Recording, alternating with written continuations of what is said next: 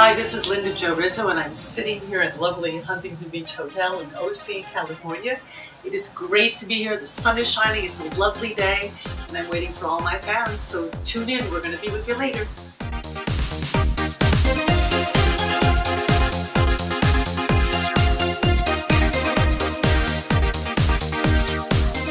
Hi, this is TQ with 80s TV. We are honored to have Linda Jo Rizzo interview with 80s TV today. Yeah! Hi, Linda. Nice to be here. Hi. How are you?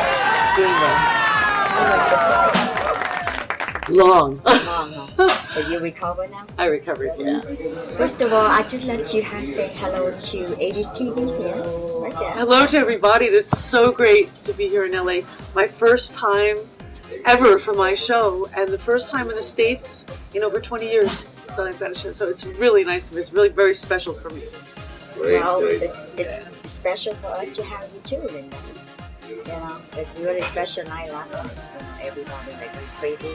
Oh. So Linda, can you tell us about how you started a career, like how you get into the Italian disco music? I have to sort of backtrack because the Italian music, Italian disco, Italo disco, this came many years later. My music interest or experience started long ago, actually not as a career. I was modeling in Italy when I was younger. Yeah, and actually as a hobby, I started singing in Italy, so I had made connections with several producers who later became big in the Italo disco scene. But I just did it for fun, and I had gone back to the States after my modeling career to study, and I kept contact with these people in Italy. And so we met for dinner in Manhattan at a restaurant with these producer friends of mine from Italy, and at the table was Bobby Orlando, who became my first producer. They just spoke about music, and Linda has a nice voice, and you should hear her sing sometime, and he said to me, come down to the studio tomorrow, I'm recording, and I want to hear you. So I did, and he listened to my voice, and the day after I had a contract. And that's how it all started. He was the producer of The Flirts, which was my first professional experience in music. And the story goes on. I worked with them a few years. That's how I wound up in Europe, because we had a big tour in '84. Went over to Germany, Austria, Switzerland.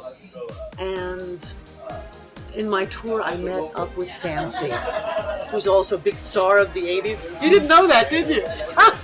Oh, you know her. Yeah. We had a big concert in West Germany, and I met him, and he gave me his card saying that he was looking for a girl to produce alone, and I wanted to work alone. I didn't want to stay with a group, so yeah, that's how I made my contact. And he was then my second producer, and he was the person I went solo with. And he was really a king of the Italo disco sounds, you know. So but from there you start, growing bigger. Yeah. I was able to put more of myself into my music. I wrote my own lyrics. I helped with the arrangement in the studio if I wanted something a little bit different as far as sound. It was nice. It was like a family. Working with Tess was really nice. So, Linda, we have a really long list of the fans who admire you. Wow. Like they really want to be here for the interview with you. Okay, but there is a limit, so we cannot have everybody. You don't have the space for everybody. I'm representing everybody out there too. Hi, my name is Jorge Piboro. Hi, Jorge. Nice to meet you. Hello, everybody. The one song that I really got my attention was called Heart Flash. That's a nice rhythm and beat. I was wondering how you got inspired on it. Because I was kind of like listening to the lyrics and how we can, well, okay. The song was written by, Fancy's name is Tess, that's his real name. It was written by him, produced by him. The lyrics I wrote. We're talking now 25 years ago, this music, and I was young, not in a partnership or married or anything, so a lot of my lyrics had to do with this wish to be in love or to find the right partner. Oh, okay. It's easier to write about it than to experience it. I see. Yeah. No, but yeah, I played that song and I really liked it a lot. Yeah, so You've heard the new version? No, not yet. Not yet, okay. We did a new recording now for 2012. Oh, okay. Keeping the feeling of the 80s, but of course with more sounds, more power, which is possible today in the studio. You know? Yes, yes. Oh, wonderful. I'll do that. And Linda, and what kind of music do you like to hear besides singing? This is really interesting because the Italo disco, the disco dance music, I love if I'm dancing. If there's a party or something, then that's the music I hear. 70s and 80s, that's my favorite. But if I'm alone and I listen to music, I listen to pop rock. Oh, So completely different, yeah. I mean, I grew up in the Woodstock generation, so to say. So I was very much influenced by that music.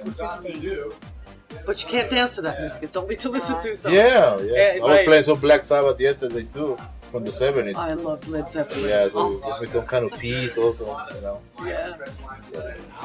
I was talking with someone earlier today. The disco music, the late 70s and the 80s, the whole that Italo scene. It was such a happy music. You just couldn't listen and sit still. You had to move. You had to dance. The music was positive. The lyrics were positive. It was just And the beat Yeah. is really pumping. exactly. Oh, it's wonderful. I miss it. I really miss it.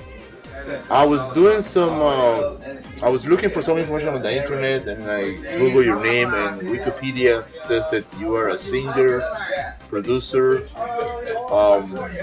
performer. How did you get into all those three topics, one at a time? I think in the music business, when you really do it full, you do develop. You learn things in the business as you go along. As I said, when I started with the Flirts, I did not do any writing. Bobby did all the music and the lyrics. But with Fancy, he gave me the opportunity from my second record. Oh, The first one was Fly Me High, and that was already prepared. He had already done the lyrics and the music. But then we did You're My First, and he said, would you like to write? And I said, I never did, but why not? Okay. And I just kept writing and writing. And then as far as producing, I think it was Keep Trying and a Passion version I did in the 80s, late 80s, I co-produced. okay. I don't produce completely alone because I have to say honestly, I'm too much on the artist end to really know business-wise what's right and not right. I can give my opinion, but I wouldn't want the responsibility to say this is going to work and this that's not for me, not yet. So there's always room Maybe for, I will one day. There's always room for improvement. Exactly. Yeah, so Exactly. that's good. That's good. I like that. Linda, I heard your first song is Fly Me High. Is that your first song? Is that a big hit too? That was a hit in the discos. Right. And it's such a funny story. I was telling Eon and some friends the other day about this. I mentioned that I had met Fancy by a concert. He gave me his telephone number and told me to call him after my tour with the Flirts when I was ready to go solo. And of course I was living out of a suitcase for 5 months, so I lost the number. Oh, I finished my tour, I went back to the States, ended my contract with the Flirts with Bobby Orlando, and after 3 months I came back to Germany. And I didn't have the number. I was like, oh my God, what am I going to do now? I want to go solo. I want to do something, And after the Flirts, really honestly speaking, I was not a star anymore. When I left the group, I was just Linda Jo Rizzo. So I really almost had to start from zero, from scratch. And my first musical job in Germany was in a piano bar, a French bistro with a piano bar. And I did it. I said, okay, I'm going to start somewhere. And the first week, I get goosebumps. The first week I was, the first week I was there, I sang, and then after one of my sets, a gentleman invited me over to his table and offered me a glass of champagne. And he said to me, I said, of course, thank you. And he said to me, why didn't you call me? I said, who are you? of course. Why should I call you? And he said, I'm Fancy. But Fancy, of course, those of you who know him, he's always made up on stage and dressed up, sort of transvestite kind of look. And he was in this bistro as a totally normal man without any makeup, with glasses on. And I didn't recognize him. And he said, I was waiting for you, never called me. I said, well, okay, I lost your number. And he said, what are you doing when you're finished tonight singing? I said, going home. He said, do you have time? I said, I can make time. He said, my studio is 2 doors away. Wow. I got a song for you. We went in the studio at 1 a.m. and I recorded Fly Me High. Look at this. For how long? Like you don't even know the song. I didn't know the song. He played it for me, gave me the lyrics. I'm pretty fast on picking up on a melody. And we recorded till about 4 a.m. Wow, because to me, when you want to record a song, you have to rehearse, at least 1 or 2, 3 times, to get to know the song. And amazing. You don't even know the song and you do the recording for how long? For how long? 3 hours. 3 hours? Yeah. So now I know why you're a big star. It was so great. It was so great. And that's how it started. Wow. It's fake, isn't it? That was really luck. Nothing is fake. Talk about luck. We worked well together. I had a really good time. It was like a family. He had myself, Mozart, Fancy, Grant Miller. Right. It was a little family, and we all wrote for each other, helped each other. We did background vocals for each other on our records. It was really nice. It's very important if you have a working relationship. And I mentioned it before, I had dinner with him on Sunday. He came, I sing at the Oktoberfest in Germany every year, do a pop show for 2 weeks, and the last night he came to my show, he was at my table, so he said to say hello to all his fans here in California also, because I told him he's got a lot of fans here. Linda, I heard you got a new CD, so let's talk about it. Is this the one? Okay. Yeah, this is the maxi now. I've already signed it for somebody, so it won't have a clear shot of it. But we did an album for this year. I did a remake of all of my earlier hits. There's You're My First, You're My Last, Heart Flash, Perfect Love. God, I don't even remember all the songs on there.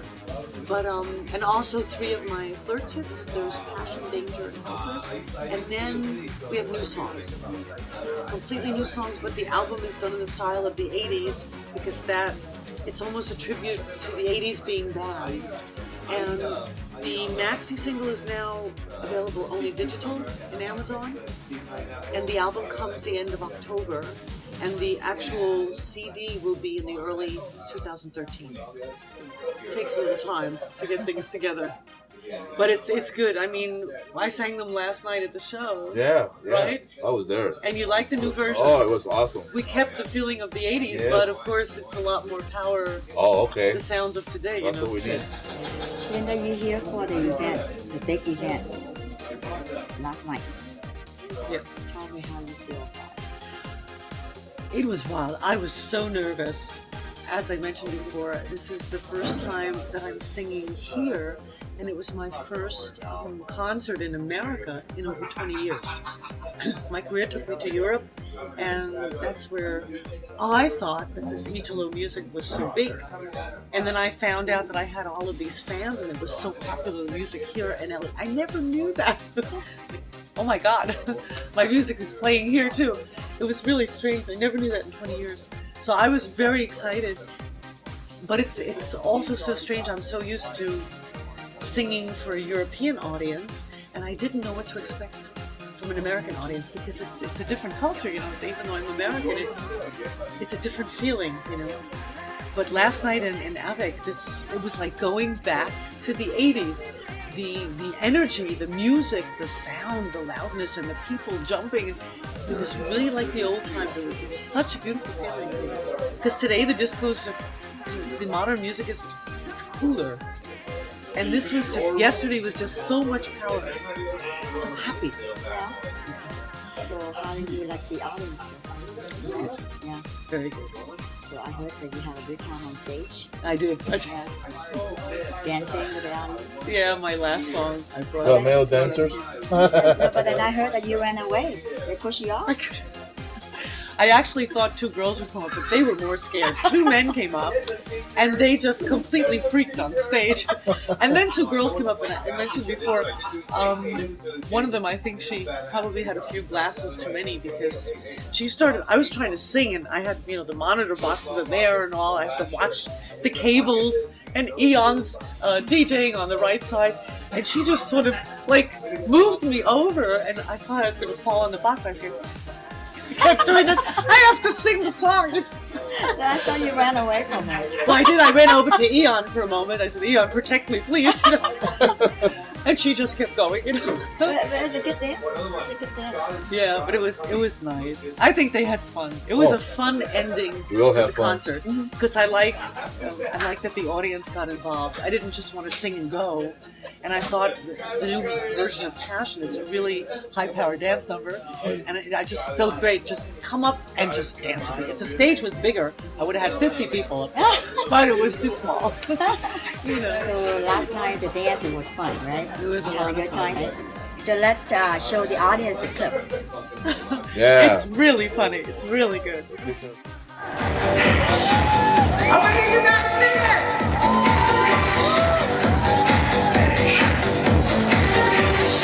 Hey, man, I didn't play it. I gotta get it for you. I'm coming over to you.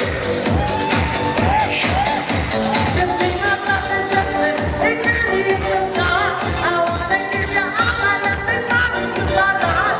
My love is like a lion. Up we go and play. Come on and show your loving. I know you can't wait. Passion. Sing along with me. I can't hear you. That's better. One more time. Yeah.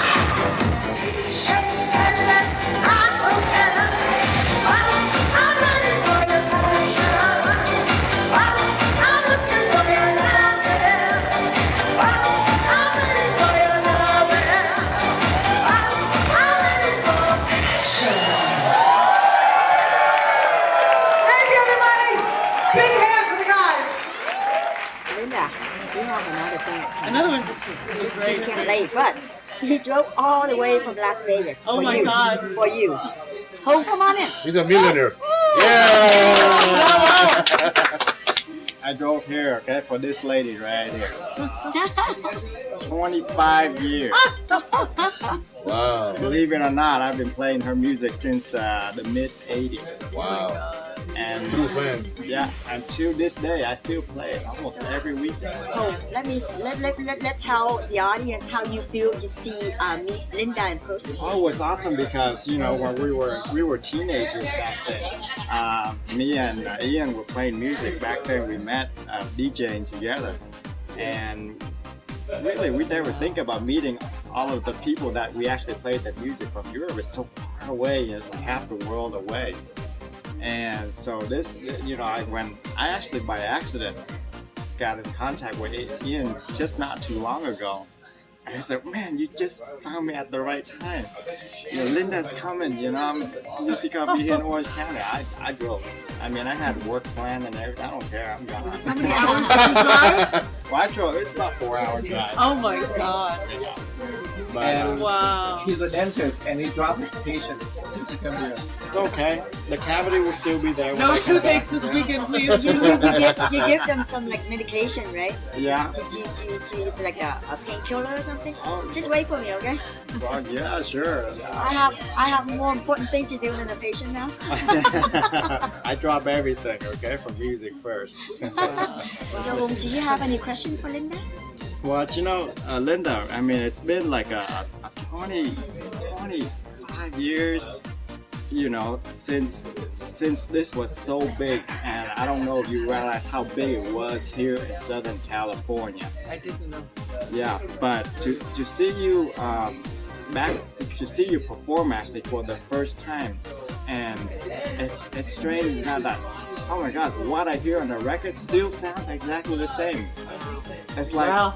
it's like something trapped in time, but it's a good way, My voice sounds the same today as back that's then. awesome. Wow. The time machine. It's like a transport right back. I mean, how did you feel? Everything got performing? older except my voice. Okay. No, you look beautiful. Oh, Yeah. Look, Hey guys, you compare the picture and you tell me. Oh well. Yeah. Has there been much change in 25 No, not at all. years? Linda, last night I was watching some of your fans dancing. They don't look like they're in shape to dance anymore, but they're still in their mind thinking they're... Can we talk about dance again? I mean, things were moving that shouldn't be moving anymore. Okay. Yeah, there were. Yeah, but in their mind, they There still... were a few extra kilos. Yeah, they still remember exactly how it is to dance those songs that you sang Yeah. 25 years ago. It didn't change anything in here for them. Did you see the dancers at the end? Oh, they were awesome. I mean, you know, You one should come big up one. with her. How You should come up and dance with her. You know, I talk about those guys dancing certain things shouldn't move. I'm worse than that. You don't want to poop on that. No. That was a good answer. Yeah. Wow, it's amazed me. It's really amazing. Oh, I actually Rock have it. her first single actually, Fly Me High. Yeah, and just so happened that I still have thousands of records, so it was kind of a last minute, and I had someone pick it out for me, and this is the first one that picked out. Oh my god. So, but I would have brought them all. I would have signed them all. Yeah, that would have been great. Yeah. My God. Next Amazing. I saw a guy with a suitcase full of LP records too. Yeah. You should have, he was the little guy on stage Yeah, he had dancing. this metal case Yeah, he brought like a nice metal. all the way from Mexico City. I think so. Really? Yeah. Uh-huh. Yeah, high energy fan from Mexico. Yeah, you have a lot of fans there too. I don't know if I you know. toured in 2010. I was in Mexico City, Mm-hmm. and it was like it was crazy. I did 3 shows, and they were packed, and everybody. I really must have signed autographs for about 2 hours. People came online with an armful of all the vinyls. It was like going back to the 80s, like time warp.